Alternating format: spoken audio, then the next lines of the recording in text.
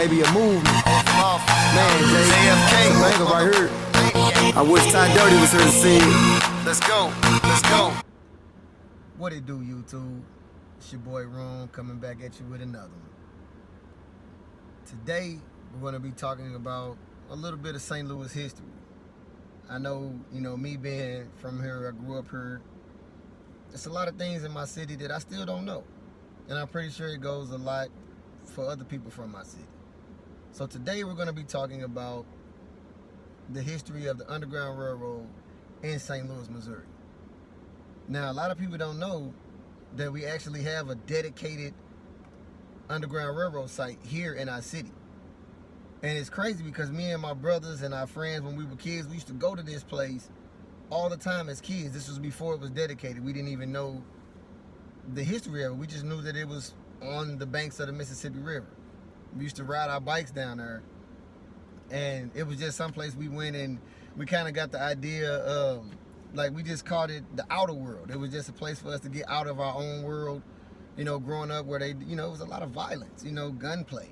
So we rode our bikes down there just to get away from it all. We go down there and we sit on the bank of the river for hours and just chill, and never really knew why we were drawn to that place, but we were. And one day I was just happened to be going down there as a teenager, and I was in high school, and I just happened to be walking down there just to get away from it, to clear my mind. There was this big festival going on down there, and I was like, wow. And I hadn't seen anything like that on the trail, because now the trail is paved at this point. And, when we were going down there before, it wasn't paved. It was just a bunch of rocky terrain. But now it was paved, and they had an actual bike trail down through there. And me and my brothers, we worked on that trail as trail rangers. It was a little way to make nice little money, for a teenager, But I no longer work as a trail ranger there, and I just happened to be going down there, and they had this big old festival going on. And I was finding out that at that time, that ceremony was the dedication ceremony for the Underground Railroad site. It's now called the Mary Meachum Freedom Crossing. Now, to give you a little history on Mary Meachum, the woman that they named, the Freedom Crossing after, she was born in Kentucky in 1801. She died here in St. Louis, Missouri in 1869. Now, during her time in Kentucky, she was born into slavery, and during her time in slavery, she married John Berry Meachum. And he was a 21-year-old who had bought his own freedom as well as his father's through money he made as being a carpenter. Now, in 1815, Mary's owners moved her here to St. Louis.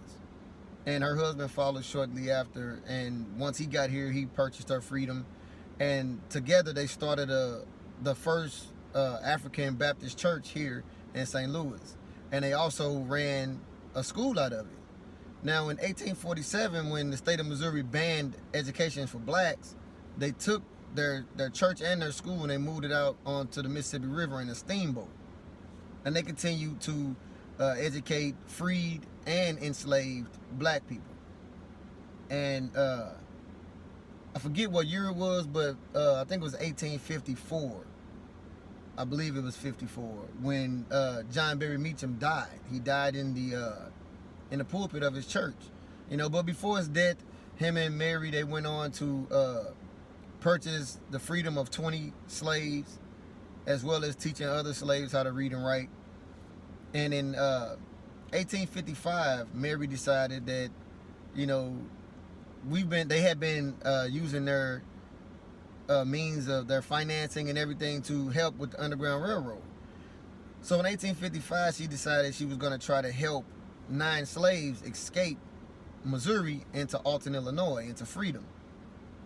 And out of those 9 slaves, I don't remember everybody's names of the owners of those slaves, but I know some of them, at least 3 of them, were streets that we drive on today.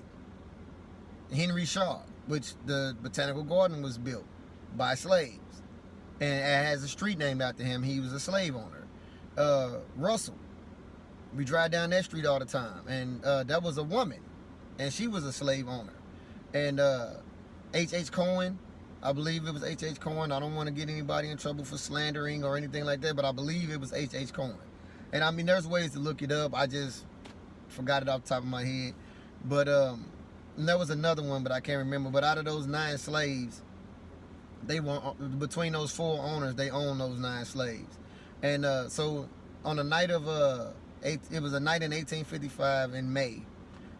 Mary Meachum and a guy named Isaac decided they were going to help these slaves. He was a freedman as well, but they decided they were going to help these 9 slaves escape into freedom. And they put them on a skiff and sent them upriver. Now back then, the Mississippi River didn't move as fast as it moves now. Later on down the line, they ended up adding what they call dampers, which constricts the river, which makes it move faster. So at the time, the Mississippi River was kind of still, so you were able to paddle upriver.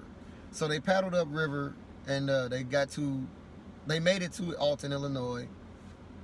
But somehow the slave owners knew that they were escaping, so they met them on the banks of the river. And as soon as they touched land, they opened fire on them, killing 5 of the runaway slaves. And 4 of them survived. And one of them, it was a woman and 2 of her children and 1 other person. And they confirmed that they actually made it into Illinois and made it to freedom.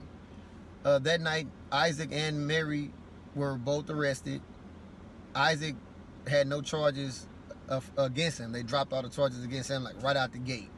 So it kind of brought up speculation that maybe he kind of ratted on him, but I kind of doubt that he did. But he was sent, his ultimate charge was he was ended up, even though they dropped charges against him, he still got sent down to the South, which in that area they considered that hard slavery. Up here it was considered light slavery. Go figure.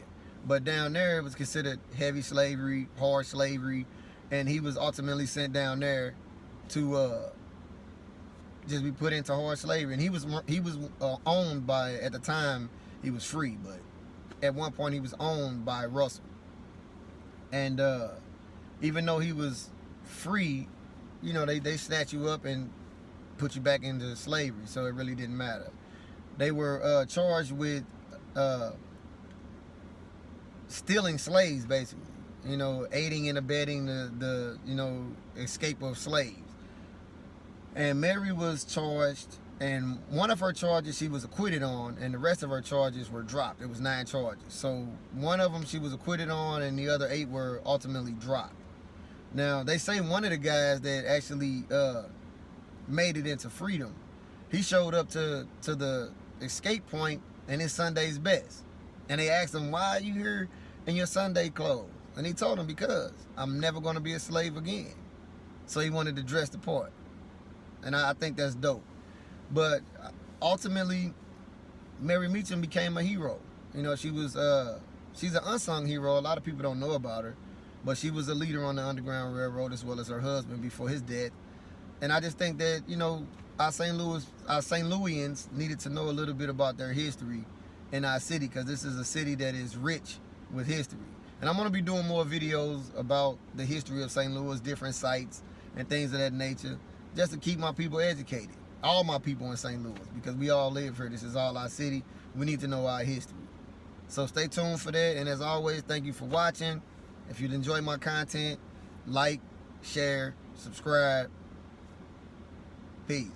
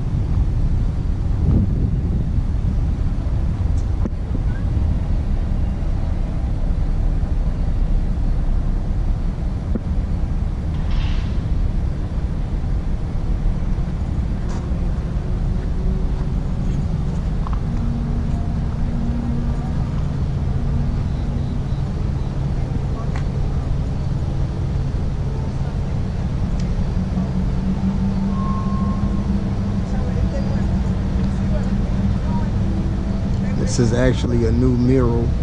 I did a different one before.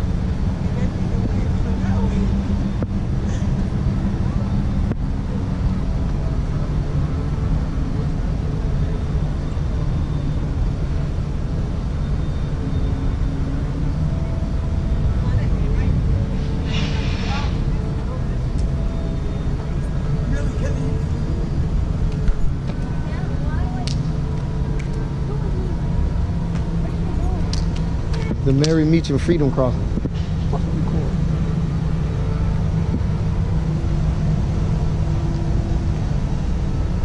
This was part of the Underground Railroad.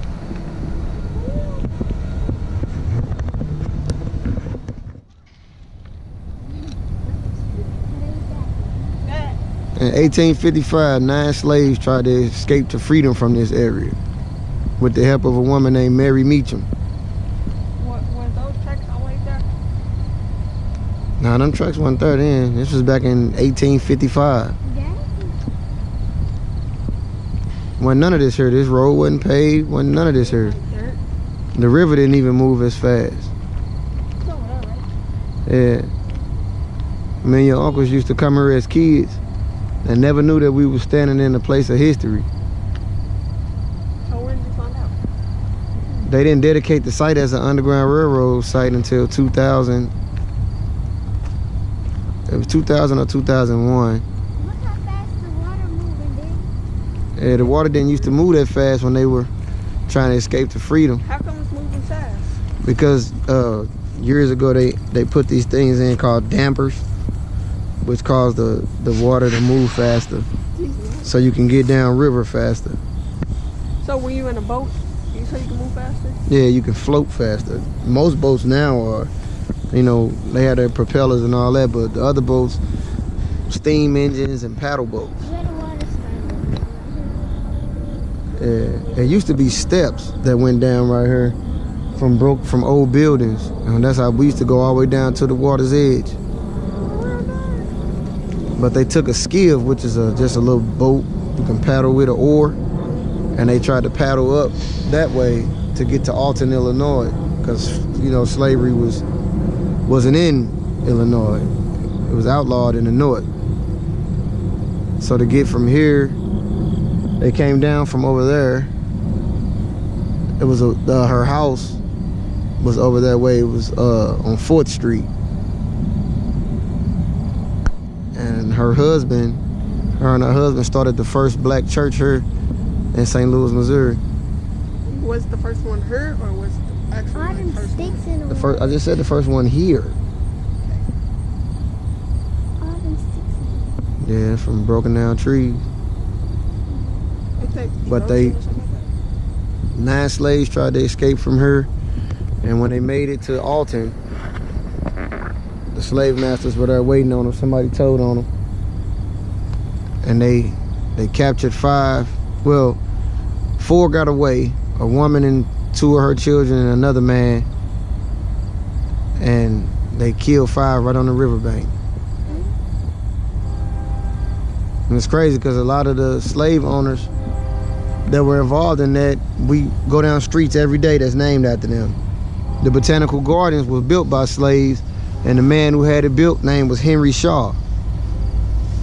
Go down Shaw Avenue, that street is named after him. Connected to Shaw Avenue is Russell, which was a woman, and she owned slaves, and some of her slaves, some of Henry Shaw's slaves, tried to escape with the help of Mary Meachum. Did she escape? No, Mary Meachum was free. Her husband bought her freedom once they got to St. Louis. They were from Kentucky. They were both born into slavery in Kentucky. But her husband at the age of 21 was able to buy his own freedom and his father's freedom. And then Mary Meachum's slave owner bought her here, and he followed. And shortly after they got here, he purchased her freedom. And they took a steamboat out on the Mississippi River into the middle, and they taught slaves and freedmen how to read and write, because teaching slaves or black people period was illegal. So they took them out in the middle of the river because it was neutral ground.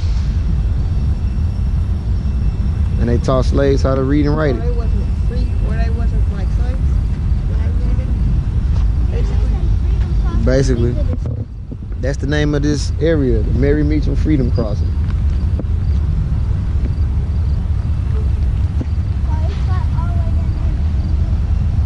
Well, this is the area where they tried to escape from. This area right here. So what was right here? Just what you see now, besides the gravel, it was just dirt and grass. I was about to say, cause like it looked like something was right here because You have to remember, this was over 100 years ago. Wasn't none of this here. it looked like a building or something was right here. Yeah, it used to be. All of this used to have buildings on it. But yeah, me and your uncles used to come here every day on our bikes during the summer. In the wind, all the Dios are white, jumping in the wind, senoritas are rockin' in the wind. Middle of the map, nice. Summer on smash, middle of the map, guys.